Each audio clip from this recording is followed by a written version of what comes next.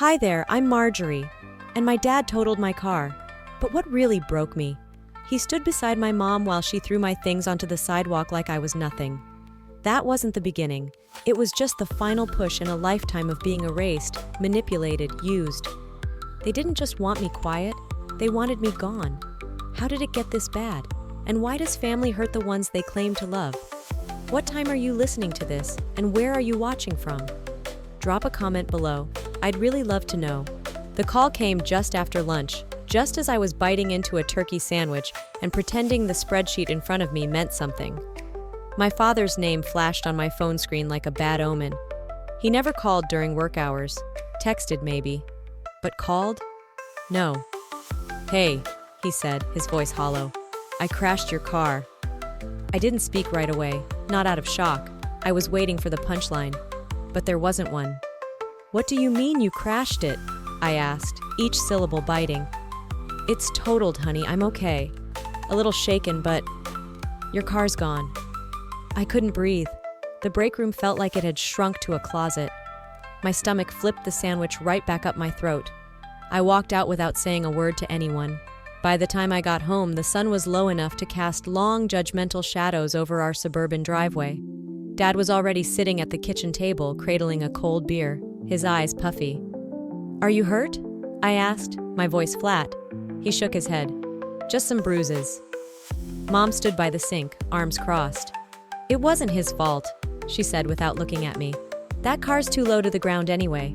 I told you those small imports are death traps." I blinked. "So this is my fault?" Dad didn't defend me. He never did. He just stared into the beer bottle like it had better answers.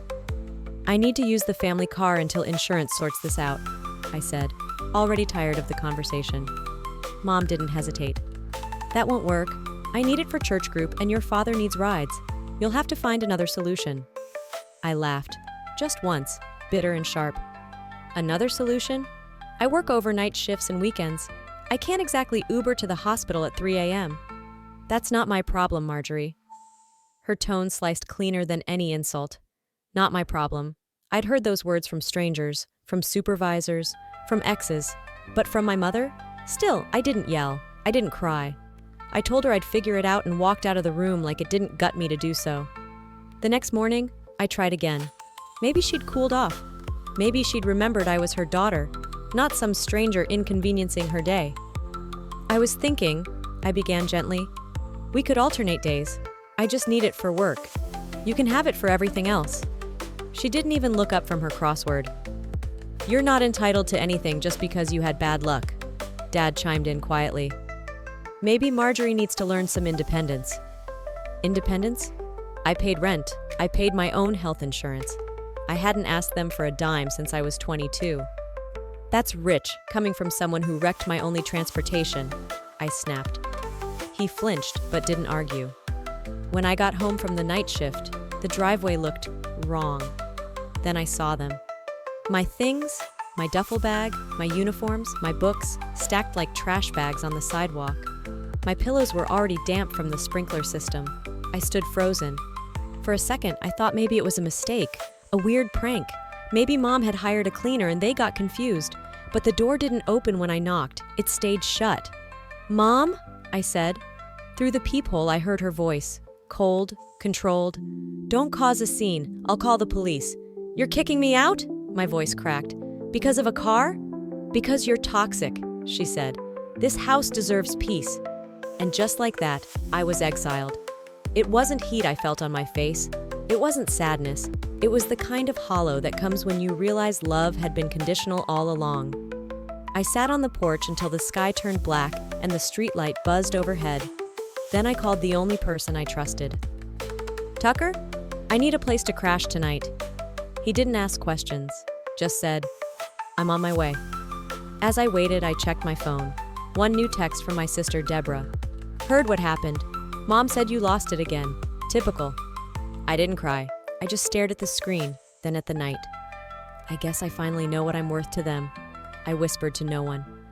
Link to next chapter. I took one last look at the porch light behind me, then walked away without turning back. The air in Tucker's apartment smelled like leftover takeout and his cologne. which somehow still clung to the couch even when he wasn't on it. I lay there staring at the ceiling, not because I couldn't sleep, but because if I slept, I might wake up thinking it had all been a nightmare. That maybe my clothes weren't still sitting in a duffel bag by the door. That maybe my mother hadn't actually turned the lock and dared me to call the police. Tucker made eggs and toast, set them on the chipped coffee table with a quiet clink. "You should eat," he said.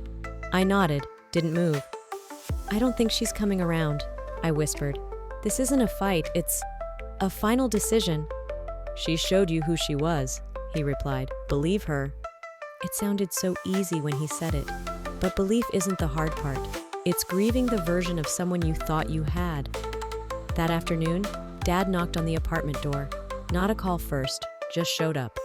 Tucker opened it, arms crossed. "I just want to talk to her," Dad mumbled. "Please." He looked smaller than I remembered, or maybe I was seeing clearly for the first time. We sat on the patio steps while the sun crawled lower. "I know you're mad," he started. "That's one word," I replied. He rubbed his hands together like he was washing something invisible off them. "Your mom, she told me not to drive that day, said I wasn't clear-headed, but she kept going on. And you know how she gets. You drove anyway," I cut in. "You knew it was risky. I didn't think it'd be that bad. I just didn't want to argue." I laughed, cold, tired. "So, better to total my car and let her kick me out than raise your voice." He flinched, didn't answer. "You don't get it," I said. "You both keep choosing silence over me." Later that evening, I needed a distraction. I started organizing the chaos in my inbox, then remembered a weird moment from 2 months ago. I'd been hit with an overdraft warning, thought I miscalculated a utility bill. But now, something itched. I opened my banking app, sorted past deposits and charges.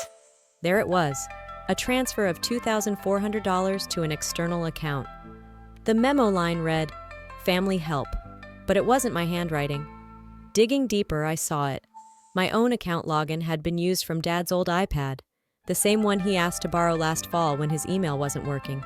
He hadn't just wrecked my car, he'd drained my savings behind my back. I stared at the screen until my eyes burned, fingers locked in place. I dialed. "Dad, I need to ask you something, and I want the truth." A pause. "Okay. Did you transfer $2,400 from my account?" Silence. Then, "Look, we were tight on bills. I meant to put it back." "You didn't even ask. We're family, Marjorie. Money's not a big deal between—" "Yes, it is!" I snapped. "You stole from me." "Don't get dramatic." I felt my chest tighten. "This is betrayal. You don't get to hide behind family after robbing me blind." Suddenly, my mom's voice cut in. "You should be grateful we supported you this long. You think working nights makes you a martyr? We all work." "You didn't support me. You used me," I said, voice shaking. "Then maybe you should learn not to throw tantrums when things don't go your way," she hissed. Tucker took the phone from my hand and ended the call. He didn't ask permission. "They took your money, your car, your home," he said slowly. "And they're sleeping just fine. What else do you think they've been hiding?" I didn't answer, but I walked back to the table, opened my laptop, and typed in a password I hadn't used in years. Let's see how far this goes. Link to next chapter. 16 years ago, she told me secrets stay buried if you never write them down, but she forgot I was always listening. The deeper I dug, the less surprised I became. That was the sickening part. I thought the worst was behind me, being locked out of my own house, learning my savings were drained, but the truth was, I'd been bleeding long before I realized I was wounded. It started with a canceled vacation to Portland in 2019. I'd planned every detail, took time off, booked a cabin, even mapped out bookstores I wanted to explore. Then, days before the trip, I got a text from the bank. Insufficient funds. I remember blaming myself, assuming I miscalculated. But now, as I compared old PDF statements side by side, something snapped into focus. A pattern. Small withdrawals, always rounded numbers, always spaced far enough apart to stay unnoticed, and always logged in from the same IP address. Dad's tablet. It wasn't a one-time slip. It was methodical. They hadn't just taken from me. They counted on me not looking. I made a spreadsheet. Dates, amounts, notations. every piece of stolen time and stolen trust. Then I hit a cell I didn't recognize, a $600 transaction in May 2018 labeled Gift for Mom. I remembered giving her a handmade necklace that year, not money. She'd smiled and said, "This is all I need." I should have known. A memory surfaced. 2017. I brought up my finances over dinner. "Maybe I should get a financial advisor or something," I'd said casually. Lavinia had laughed, dabbing her mouth with a napkin. "Sweetheart, if you're broke, it's because you keep ordering takeout and buying books like you're Oprah." I'd laughed too. Shame burns less when you join in. But the doubt it planted, that I wasn't responsible, just reckless, lingered. That was her trick. Make you question your version of events long enough, and eventually, you stop defending them. And then came the sound I'd nearly forgotten. The back door slamming shut on a quiet Tuesday in 2016. Lavinia had come home early from her shift, shoulders stiff, eyes wild like she'd seen something awful and didn't know where to store it. I'd asked if she was okay. She said she had a headache.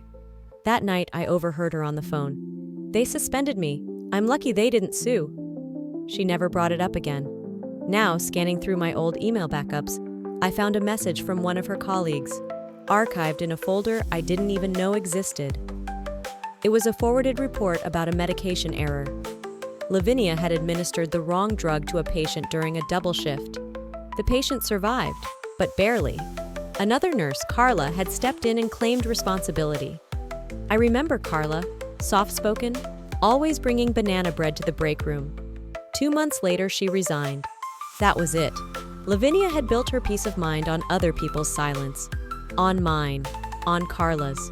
For years, I thought I was forgetful, emotional, too sensitive. That's what Lavinia always said when I questioned things. But now I saw it differently. I wasn't sensitive. I was being groomed not to see the truth. I started journaling everything. Every odd comment, every erased boundary, every moment someone shifted the blame while looking me straight in the eye and calling it love. I realized my anger wasn't just new. It was inherited, passed down like the fine china we never used, fragile, displayed, and always threatening to shatter. That night, I scrolled further back in the email archive and opened a draft Lavinia had written but never sent. The timestamp was from 6 years ago. The subject line was blank. The body read, "They'll never know." I had no choice. The blood was everywhere. I sat still, eyes on the screen, heart thudding like it wanted out of my chest. The cursor blinked at me. So did the truth. Linked to next chapter. Some secrets are buried. Others are gift-wrapped in silence and handed down like heirlooms. I knew something was off the second I walked into the office. No one said it out loud, but it was in the way eyes dropped just before meeting mine. How conversations clipped themselves mid-sentence when I passed by. Like I was contagious. It wasn't just awkwardness, it was curated, controlled. My supervisor barely looked up from her screen when I asked about my schedule. "Just follow up with HR," she mumbled. That was the moment I knew someone had laid the groundwork. Later that day, I got the confirmation. An anonymous email had been sent to HR claiming I'd been unstable, erratic, possibly a danger to herself or others. I read it over 3 times. Cold fingers skimmed my spine. It wasn't just slander, it was strategic, and it worked. People distanced themselves before I could even speak. I cornered Deborah in the staff kitchen. She was sipping from her world's okayest cousin mug like it was just another Tuesday. "You said something, didn't you?" She smiled, barely. "You're really going through it, huh? Answer me." She took a long sip, then whispered, "Some of us are just trying to protect the family." She didn't blink, just walked out like she'd dropped off a birthday card. That night, I confronted Lavinia, asked her if she knew, if she'd defend me. Her response?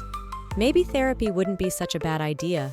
It wasn't a suggestion, it was a judgment wrapped in motherly concern, the kind of line that poisons slowly.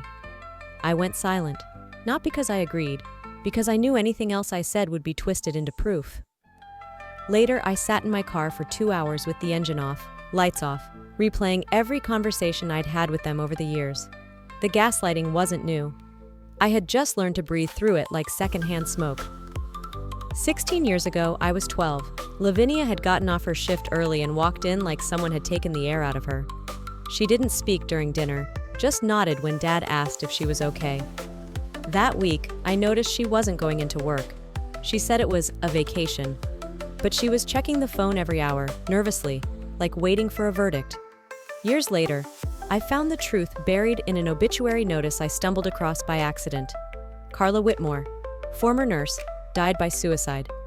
In the comments, someone wrote, "They took her license when she wasn't even at fault. Politics, plain and simple." Carla. I knew that name. I dug further, piecing it together through archived forums and an old nursing alumni group. Carla had taken the fall for a medication error, Lavinia's error.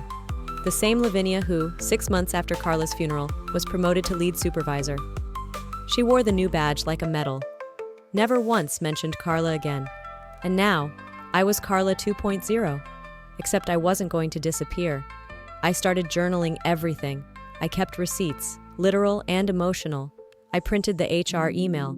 I took screenshots of old text threads. I built a wall of facts because the only way out was to make the truth heavier than the lies. If they control the story, they control reality. I wasn't going to let that happen. Not again. 3 days later, an envelope arrived in my mailbox. No return address. Inside, a faded scan of what looked like a suicide note. The handwriting was sharp, quick, trembling. At the bottom, one sentence was underlined in red. I kept quiet for too long, and silence became complicity. I stared at the paper until the ink blurred. Then I whispered, "Not this time." Link to next chapter. Some debts are paid in silence. Others demand interest in blood. The text came at 7:43 a.m. sharp. "I need some space. This is too much. T." At first, I thought it was a mistake. I blinked at the screen, reread it. "Tucker, my last real anchor?" I called. Straight to voicemail. Called again. Nothing. That numbness I thought I'd buried cracked open and spilled across my chest. Not pain, not heartbreak. Something colder, emptier. By lunch, the explanation came walking in, wearing perfume and a smirk. Deborah. She leaned against the doorframe of the break room like she owned it. "You know," she said, not even pretending to be casual, "Mom told Tucker you've been acting off lately, that you're spiraling." Thought he should know what he was getting into. Lavinia, of course. She went after the one person who hadn't turned his back on me. Not with rage, not with threats. She used her favorite tool, poison disguised as concern. She's unstable. She twists everything. You'll see it soon, too. Twist S5. That wasn't a surprise anymore. It was the pattern. This time I didn't break. I didn't even call Tucker again. If she could reach him that easily, maybe he was never really mine to count on. The grief didn't land like before. It hardened into something different. Resolve. I stopped wondering what I'd done to deserve this. I started thinking about what I'd allowed. Every time I forgave. Every time I stayed quiet. Every time I let her shape the version of me others believed. No more. I opened my laptop and started building a document. Dates, events, quotes, screenshots, voicemail transcriptions. I wasn't building a case for court, at least not yet. I was building a case for myself, for clarity. My life had been managed like a press release, curated, trimmed, rehearsed. I was done being her headline.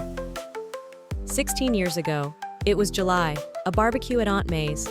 Red Solo cups, burnt hot dogs, too many mosquitoes.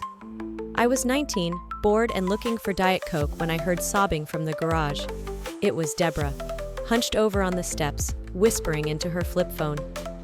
"I didn't want to go through with it," she kept saying. "I didn't want to, I told her. I hadn't understood it then. I figured it was about a fight, maybe a breakup. But now the dots connected. Lavinia had forced her to have an abortion, at 18, just like she was now forcing me out of my own life. Deborah had stayed. She'd become Lavinia's echo, her mirror. But in that garage, for that 1 second, she had been a girl trying to hold on to her own voice. That memory cracked something open. Not rage, not pity, just comprehension. We were all stories Lavinia edited to her liking, and some of us folded under it. I was folding no more. That night, I typed a message. Not to Tucker, not to Deborah, to her. Keep pulling strings and you'll find I've learned to cut them. I didn't send it, but the moment I hit save, something in me clicked into place. The fear, gone. The sadness, muted. Only something raw and new remained, like fresh skin under a burn. Then the voicemail arrived, a misfire, or maybe fate. "Hey," Lavinia's voice said, left on my phone by accident, probably meant for Deborah. "She thinks she's strong now. Let her. She always breaks eventually." I sat in silence, let it replay, once, twice, a third time. Then I whispered, "Not this time." Link to next chapter. Sometimes what's buried isn't dead, it's waiting to be unearthed. The message lit up my screen while I was brushing my teeth. "Your mom's been calling me. She told me you're spiraling, that I should stay away." Evan, my ex from college. The one Lavinia never liked because he smiled too easily and took up too much space. We hadn't spoken in 2 years, and now he was texting me like we were back in sophomore year, trying to piece together a social fallout engineered by someone who'd never really left the driver's seat. I stared at the mirror, toothbrush in hand, foam melting down the corners of my mouth. Spiraling? That was her favorite word when she wanted to discredit without detail. Say someone's not well enough times, and people stop listening to what they're actually saying. I called Evan. He answered after the second ring. "Look, I didn't mean to stir anything, it just didn't sit right." "What exactly did she say?" He hesitated. "That you were paranoid, that you'd had episodes." "She said you once tried to hurt yourself." I laughed, a bitter, half-choked kind of laugh. "She made that up." "I figured," he said quietly. "But she sounded rehearsed." "Of course she did." Lavinia didn't accuse. She framed. She always left enough ambiguity to make you doubt your own certainty. She wasn't killing my reputation. She was gutting it with surgical precision. I hung up and opened Instagram. I didn't tag anyone. I didn't mention names. Just a single post. Sometimes the ones who call you unstable are simply afraid of the version of you they can't control. I left it there, didn't check for likes. But when I returned 2 hours later, the response stunned me. A message from an old college friend. "If you need someone, I'm here." A comment from my old therapist. "Proud of you." And Eugene. My brother, the ghost of our family group chat, had liked the post. For once, the silence felt different. It wasn't just absence, it was quiet recognition, maybe even alliance. He called me that night. His voice was tight, but not cold. "Coffee?" he asked. We met at a cafe that smelled like warm bread and exhaustion. He didn't waste time. "Dad has another kid." I blinked. "What?" "Half-sister. Mom knew. Made him bury it. I wasn't supposed to find out, but I did." My breath caught. Lavinia had buried her own husband's child while lecturing me about shame. The same woman who'd called me a disgrace behind closed doors had wrapped herself in decency while hiding the kind of betrayal that could split any family in half. "She told me to forget it," Eugene said. "Said the past doesn't belong in the present." It was always her way. Past, truth, people. She managed them all like furniture. Rearrange, discard, pretend nothing was missing. When I got home, I started digging. There had been a drawer in the garage, Dad's. I'd seen a letter there once, a photo tucked inside. I didn't think much of it at the time, but now I remembered the date, 1987. The baby in the picture couldn't have been more than 2. I found it, buried under a pile of tax forms. The photo had a handwritten note on the back. "She has your eyes. Please help." I called Lavinia. "You want to keep pushing the story that I'm broken?" I said. "Fine, but let's tell the whole story. Let's tell the one where you covered up an affair and a child like it was spilled milk." There was no screaming, just the clean cut of rage honed into restraint. She hung up. That night, I sat at the kitchen table, sorting through the past like a crime scene. I didn't know what justice looked like yet, but I knew what exposure felt like, and I wasn't afraid of it anymore. A knock came at 11:12 p.m. I opened the door to find Eugene holding a manila envelope. No words, just a look that said, "I'm done playing the game." He handed it to me. "I think it's time you saw this." Link to next chapter. Sometimes the only thing heavier than secrets is proof. There are no files currently saved. You're ready to begin fresh. Let me know if you'd like me to start writing chapter 7 now. Eugene sat at the edge of the couch, fists closed so tightly his knuckles were white. I wanted to be an artist, he said, almost like a confession. All I ever wanted. But Mom called it childish, said I'd end up homeless, a joke. I didn't ask what happened next. I knew. He'd picked the safe major, lived the safe life, all under her terms. She hadn't just discouraged him. She'd threatened to cut him off completely if he didn't comply. Accounting, he said, almost laughing.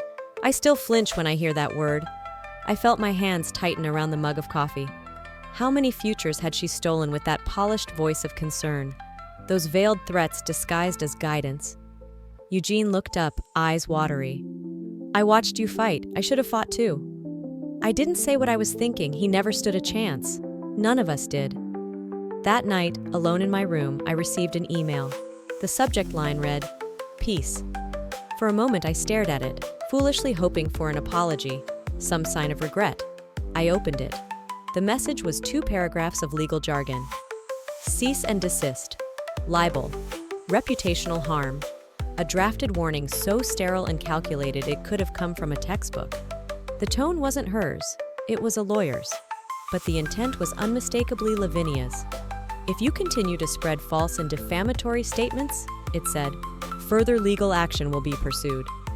So this was her idea of peace, silence through submission.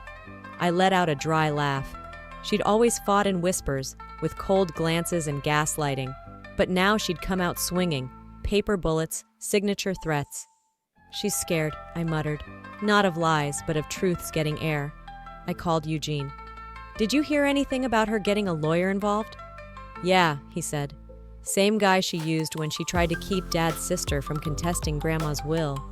He's brutal. I leaned back. So it was real. She was gearing for war. I spent the next 2 hours organizing folders, dates, messages, screenshots, voice memos, everything I'd kept because a small, cynical part of me knew this day might come. Then I called Lisa, a friend from college who'd gone into family law. She didn't sound surprised. It happens more than people admit, especially when one person steps out of the generational lie. What are my chances? She paused. You've got truth. That's a damn good start. I stayed up past midnight, drafting a response to Lavinia's email. I didn't send it yet. I just stared at the blinking cursor, hearing her voice in my head, telling me what a disappointment I'd always been. The next morning, my phone buzzed. Another message from Eugene, a voice recording this time. He forwarded it with just one line. You might want to hear this. Lavinia's voice, crisp, controlled, speaking to Deborah. She thinks she's strong now. Let her. She always breaks eventually. I played it twice, then again. Then I wrote a new message. This one I would send. I hit reply all. Subject, let's air it out. You want silence? I want healing? We can't both win. My hand didn't shake, not even a little. My apartment smells like fresh paint and eucalyptus. It's small, just 1 bedroom, an open kitchen, and a balcony that overlooks a used car lot. But it's mine. For the first time in a long time, I don't wake up bracing for impact. There's a kind of silence here that doesn't bite. It wraps around me gently, asking nothing in return. I unpack slowly. A mug from college, my lucky blue sweater, and a framed photo of Eugene at 6 years old, holding a crayon drawing with both hands and a toothless grin. I set it on my desk beside my laptop. Work is quiet but steady. Freelance medical copywriting pays the bills. Some weeks are thin, others surprise me. I'm learning to live with the unpredictability. I'm learning to live. Word travels faster than I expected. Apparently, Lavinia's legal peace offering didn't land well with the rest of the family. Her attorney dropped her after a cousin, someone I barely knew, shared screenshots of the email on Facebook with the caption, "She tried to sue her own daughter for speaking the truth. I stand with Marjorie." Lavinia didn't respond publicly. No denials, no apologies, just silence. Ronald, as usual, said nothing, but his absence from the usual Sunday dinner photos on Deborah's page was telling. And Deborah? She quietly unfollowed Lavinia on Instagram. No message, no olive branch. but that one click said more than she probably meant to say. Then Eugene texted me. No fluff, just, "I'm seeing someone, a therapist, you were right." I stared at the message for a while. I didn't reply, not because I was cold, but because I wanted him to do it for himself. He didn't need my permission, he just needed to believe he was worth the healing. A week later, I drove past the house. The lawn had grown wild. One shutter hung at an angle, the curtains were drawn, the porch light off. Even though it was already dusk, I didn't stop. I didn't even slow down. "That house no longer owns me," I whispered. It felt less like a statement and more like an exhale I'd been holding for years. Back home, I opened my journal. Not the old one where I documented lies and timelines, but a new one, blank and inviting. I didn't write about them. I wrote about me. I wrote about how the truth doesn't always save you, but it sets you free in smaller, quieter ways. I wrote about how boundaries weren't walls. They were doors I got to choose whether to open. I wrote about how healing isn't about getting even. It's about getting out. And then I wrote a letter to myself. "You are not the problem. You never were." I tore it out, folded it once, and slid it into the back pocket of my journal. I didn't need to reread it. I just needed to know it was there. I don't know if they'll ever say sorry, but I no longer need them to. Maybe you've been there, standing at the edge of what used to be a home, realizing it was never really yours. If this story has shown me anything, it's that silence is not peace. Loyalty is not love. And sometimes, the most radical thing you can do is tell your truth out loud. I used to think protecting my family meant keeping secrets. But now I know protecting yourself sometimes means walking away, even when it hurts. Especially when it hurts. So here's what I've learned. You don't owe anyone your silence. You don't owe anyone your suffering. Healing doesn't come when others admit they were wrong. It begins when you stop pretending they were right. Now I want to hear from you. Have you ever had to let go of someone you were told you couldn't live without? Or maybe you've been the one holding back someone else's truth. Let's talk about it in the comments. Drop a 1 if this story hit close to home. Or tell me where you're watching from. And if it didn't land with you, I'd still love to know why. If this video moved you, even just a little, please hit that subscribe button. We have more real stories to share. Stories that dig deep, speak truth, and hopefully heal something inside. Thanks for being here. You're not alone.